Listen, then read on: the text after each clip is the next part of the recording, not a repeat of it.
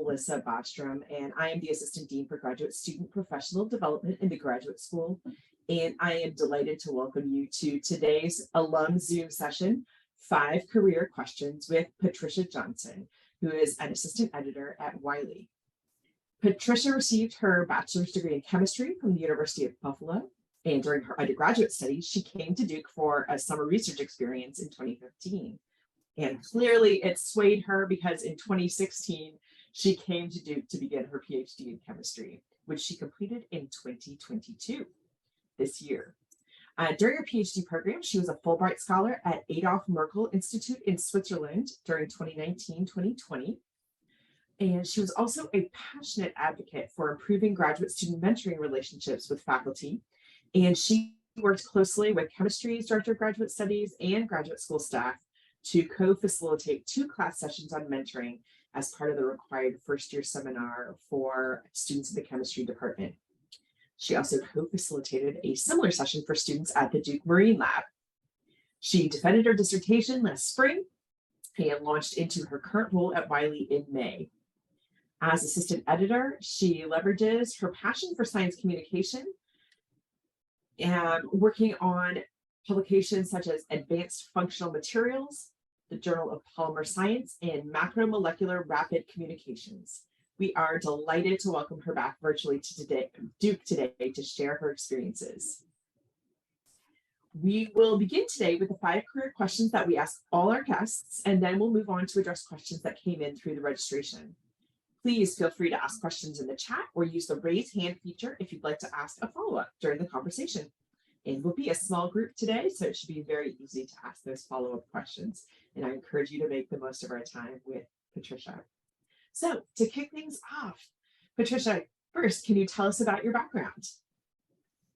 Yeah, so I wasn't sure what I wanted to study in college. I switched majors a few times, but I was pretty sure I was going to go to graduate school once I got into chemistry, just because I didn't want to be a lab tech, and there were not so many options for a chemistry graduate without some kind of graduate degree, like teaching or a master's or business or something like that.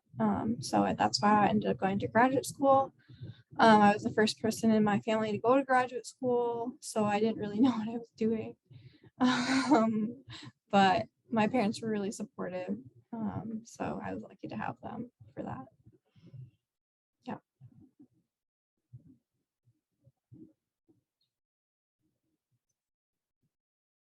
Can you tell us how you got your current job as assistant editor at Wiley? I wasn't sure if I wanted to do a postdoc when I was approaching, scheduling my defense and writing up my dissertation. And I knew that if I did do a postdoc, it wouldn't be in the exact same field that I was already in. I didn't want to do synthetic chemistry for my postdoc, but I wasn't sure what I did want to do. And so I was like, how can I learn more about different types of science and use my skills in communication? And so I settled on working for a publisher. So then I just went to the major publishers are Wiley, Elsevier, and Springer Nature. And so I just kind of kept an eye on their websites and on their LinkedIn posts until they posted a job that I was qualified for. And then I just applied, like normal application process through their website. I didn't really know anybody directly in the companies. I did an informational interview with someone at Wiley, the company I'm at now, but in a different division, in the chemistry division. So I'm in the material science division. And I met her virtually through a friend that I met in Switzerland. So he met her at a conference and then gave me her email address, and I just cold emailed her and said, hey, I know Philip and you know Philip, and would you want to have a talk with me about publishing? And she was open to that.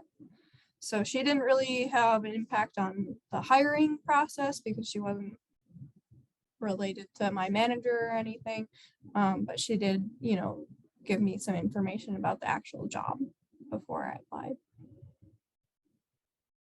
That's very helpful. Thank you. If anybody has follow-up questions for Patricia, you're welcome to pose those in the chat. If you're not able to come on video, please feel free to share those as we go. So now let's talk about a typical day at your organization. You've been at Wiley about 6 months. You're starting to get a sense of the rhythm of things. Talk to us about what a typical day looks like. Yeah, so I'm expected to handle about 6 papers a day. Well, they're not full papers yet because they haven't been published, so they're submissions. And what happens is I have a really flexible schedule. I can start whenever I want. I can finish whenever I want. I just have to cover 1,000 manuscripts by next April. And so I calculated that out to be 6 a day. And I get to choose which manuscripts.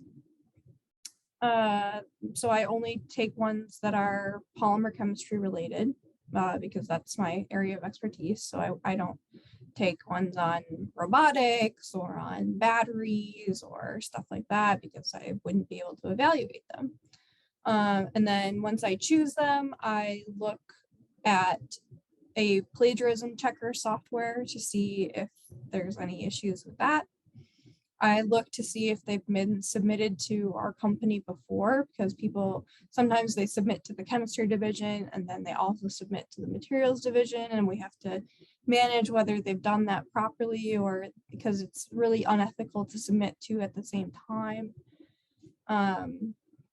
So we have to evaluate whether they did that in the right order, basically. Like if they were already rejected from chemistry, then they can resubmit to materials. Then I look at the abstract and the introduction. So I read those to kind of get an idea of what they're doing. And then I look for novelty. So I go on Web of Science or SciFinder and look to see if someone has done a similar thing before, and I use their keywords and I use the information that I know from my background to determine what keywords to type in. So then if I determine it's novel enough, so if somebody hasn't done a similar thing before, then I go on to read their results and discussion section to evaluate their scientific investigation. So if they have really messy graphs, or if it's really blurry, or if their data doesn't look right. For example, if somebody says that they just lost oxygen from a sample, but their math says that they lost more than oxygen, then I would be able to say, okay, there's something weird going on here. That's not really scientifically accurate. And so then if that all looks okay, I decide to send it out for review. And I send probably about 30% of papers out for review. And then I choose reviewers. So I do that based on, you can suggest reviewers when you submit your paper, but you shouldn't suggest reviewers that are at the same university or in the same country or state. You shouldn't suggest people that you've collaborated with before or are currently collaborating with. So those are the kind of things that I take into account when I'm finding reviewers. Like we don't want somebody who was a postdoc with you or something like that. So once I find about 4 or 5 reviewers, I send invites to them and then wait for them to reply. And I need 3 reviews back for these papers. And then the rest of the day, after I'm done doing that, I kind of catch up on like emails and stuff, and catch up on if the reviewers respond with their reports. I have to then make a decision on the paper. So like accept, reject, revise. So I have to do that. And then I also help with Advanced Science News, our more public facing outlet, which is free to read, and it basically puts these really technical articles into more layman's terms for people if they're interested in science. So I've written a few articles for them, and I also help with their Twitter account. So I make a few tweets a week for them. Yeah, and then the rest of the time I'm just kind of helping out with the editors-in-chief's duties. So I'm not an editor-in-chief, but I work with an editor-in-chief. So if she needs help like responding to authors' concerns or something like that, then I help her out with that.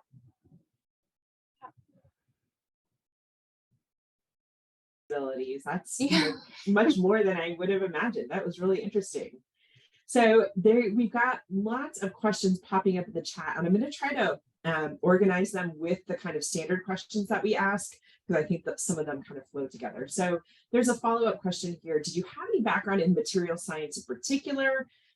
Since that wasn't what your degree was in, was there a reason you chose that area for your editorial position?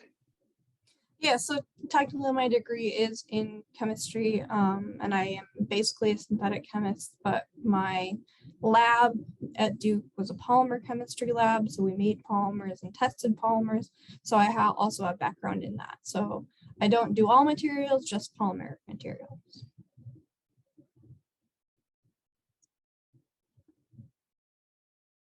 Interaction do you have with colleagues day to day?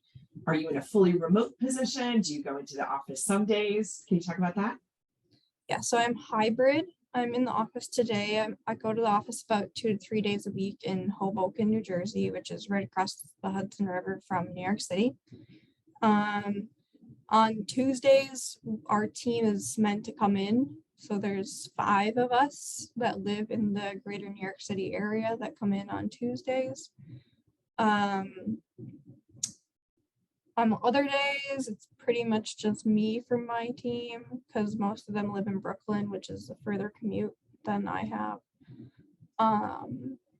I was trained remotely by a woman who lives in Washington, D.C. So I've met her one time, but in person, but mostly I work with her virtually. And then I work with a lot of colleagues, like the social media team is all based in Germany. A lot of my colleagues are in Germany. We also have a really big office in Beijing. So that time difference, I haven't actually Zoom or Teams talked with any of my Chinese colleagues. I just exchange emails with them because it's like a 12-hour difference. Yeah.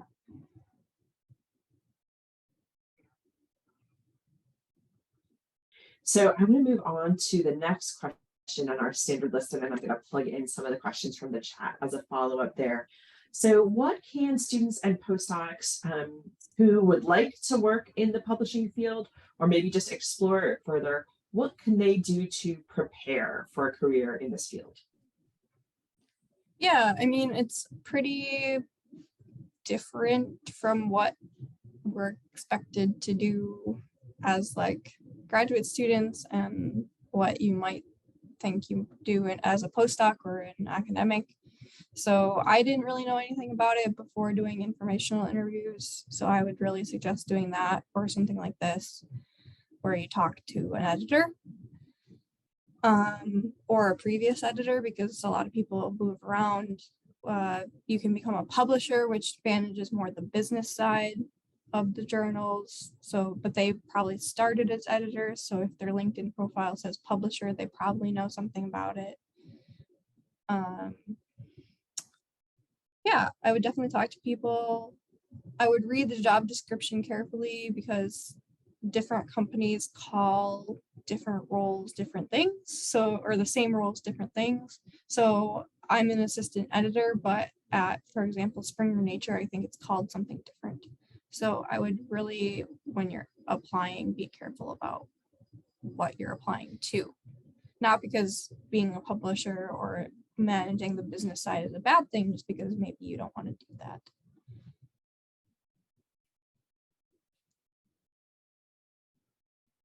PhD study that were really helpful to you in positioning yourself for this kind of role? I think I asked my professor to do some reviews with him, which is fine. You can do that. You just have to put the person who helped do the review's name on the review. And there's like a box to fill that out when you fill the review out. So I asked him to be able to do that. Some professors tell you to do it. Some professors are like, I don't want to do this on my own. So I'm going to have my students help me. My professor, I had to like kind of nudge him to get him to do that. And then just doing online research mostly. Yeah. Oh, and then I took one of the graduate school, I did like a science communication, the summer courses. What are they called? Yes, I did one of the graduate academy courses on science communication. And I did some other like one-off workshops on science communication. Great, that's very helpful. There's also a follow-up question in the chat about what sorts of qualifications are advertised in the job postings. How necessary are they, or are there certain things that can be learned on the job? So it does require a PhD, and it says that in the job posting. I don't know any editors who don't have a PhD, but it's possible. I don't know. They do say postdoc preferred, but that's not necessarily true. I know quite a few people without a postdoc. So especially now that a lot of companies are expanding their editorial staff, they can't really say you have to have a postdoc. They did like that I had some science communication experience, like I had done some outreach and done those courses. Yeah, so basically just trying to get science communication experience where possible, I think. And that can be writing papers, that could be doing outreach, that could be if you have a blog, that could be stuff like that.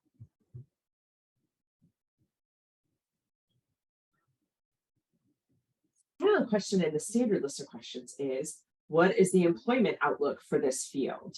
And you just talked a little bit about the fact that many companies are trying to really do some more hiring. So can you tell us some more about what you see?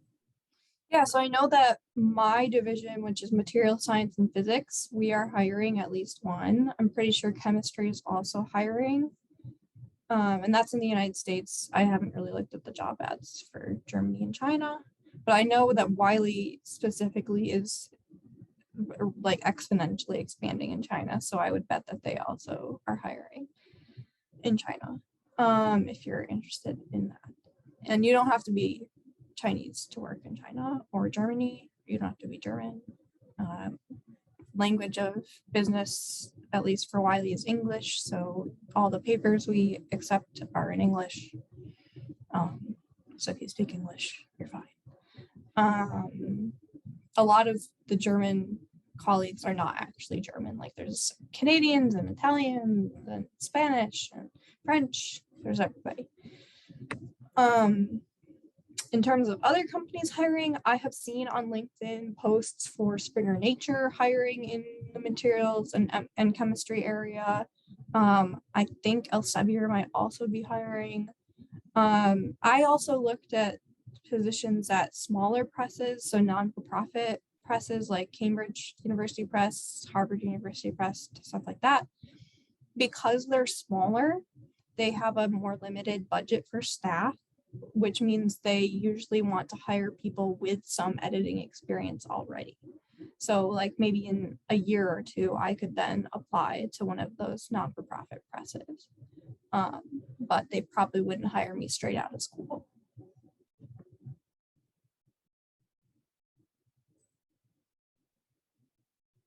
Talk a little bit about advancement opportunities in your field. You mentioned that one option is to maybe go toward a publisher role, which is more focused on business. You could go maybe work for one of the nonprofit presses.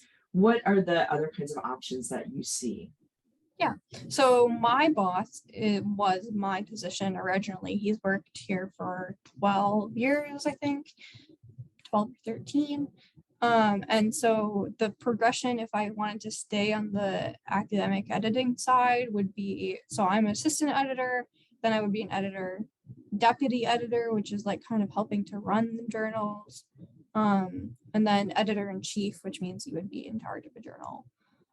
And that would include things like finding professors to be on their advisory boards. That would include things like presenting at conferences. stuff like that. Then after being editor-in-chief, you would be more of a manager. You would manage other editors-in-chiefs. So like there are people above the editors-in-chiefs that kind of get them together and say like, okay, what's the direction for this group of journals? Do we want to expand? Do we want to flip to open access? What do we want to do with that? And then, yeah, after that, you're pretty much managing people.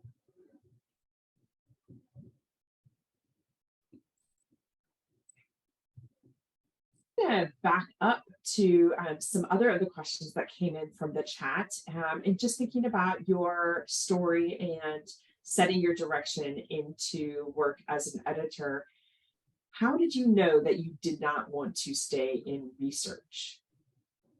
I didn't really know that, and I still might go do a postdoc. I'm not sure. I like research. I like lab work. I just was kind of sick of synthesis. So I wanted to try out something new. And like I said, I wanted to find maybe a new direction. So I thought working in science publishing could be a good way to do that because I'm looking at so many different papers every day from different places all around the world, from different groups that are doing new things. So I thought, you know, maybe I will find something that sparks my interest and makes me want to do a postdoc. And if I don't, that's okay. I can stay here. But if I do, then that's always an option.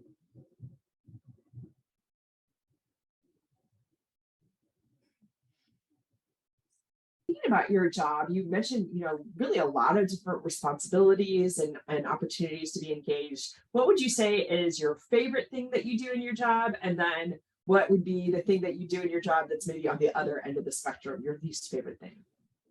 Yeah, I like the advanced science news part of my job a lot. I like writing the articles and kind of interacting with authors on Twitter because one of my jobs on Twitter is to respond to authors when they tag us. So I use like little puns from their papers and whatever. So that's fun, and like being able to translate this really dense scientific work into something that people actually want to read about is a lot of fun actually. And I get to, so like for example, this week I'm working on an article about 3D printed meat, which is kind of cool. And I got to interview the authors and ask them what they thought about it, which was interesting. So I think that's my favorite part of the job, which is not really technically in the job description. It was just they needed someone else for the advanced science news team. And because I had had some previous science communication experience, they asked me if I wanted to do it. So there's other kind of task force teams that you can work on. Like there's a DEI, diversity, equity, and inclusion team. There's a publishing ethics team. So like there's different ones depending on your interests. I think my least favorite thing is probably reading the not so great articles. Like sometimes you get articles that are really interesting and they're enjoyable to read. And of course, those are the ones that are going to be published. But like I said, I straight out desk reject about 60% to 70% of the articles. So a lot of them just aren't enjoyable to read because they're not great. I have to say I have done, I don't know, probably 50 of these alum Zoom interviews, and a facility with puns has never come up as a qualification for a job before. So I love that piece of your job. So noting that we have just about 2 or 3 minutes left, I think we've covered all the questions that are currently in the chat. So if there are any other questions that anybody on the call wants to ask, now is your chance before we let Patricia go.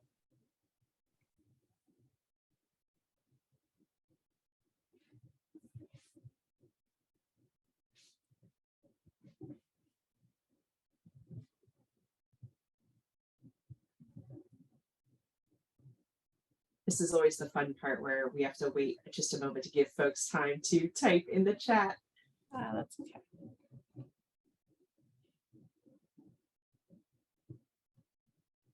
Yeah, I think that there's definitely parts of my job that I like. I kind of wish I got paid a little more. So if you're interested in that, my salary is about 67 a year, and that's because I live in the city, like I live in New York City area.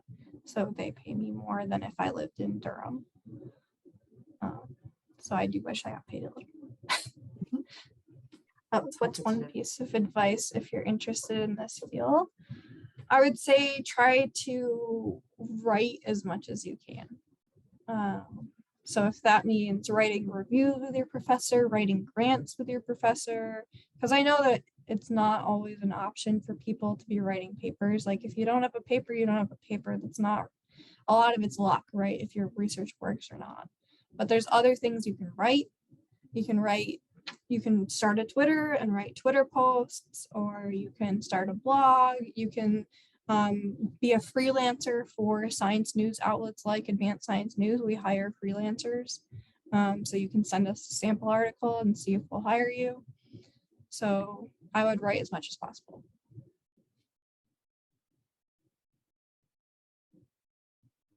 Oh, you're muted, Melissa.